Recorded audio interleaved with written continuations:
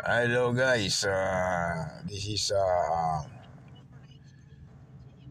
gift day because of winter season is December, so every children or family they can accept or take a gift coming from the Holy Angels Church.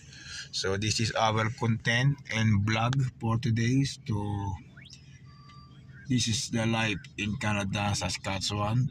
Every year, every winter season, uh, they give a gift, okay, for free.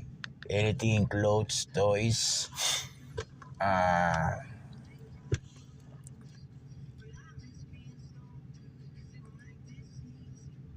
sometimes food in this coming Thursday. So it's fun every December season here in Canada, Saskatchewan for free gift child gift and the food. So that's it. This is our content for now. Our blog for today.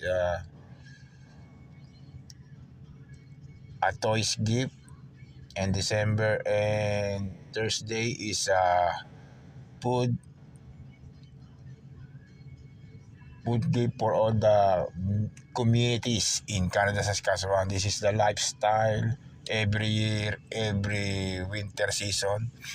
That's why it's so happy.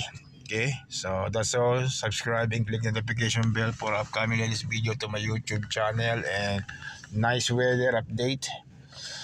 Clear sky with mixing a little bit cloudy with sunny. Okay, so see you guys. That's all.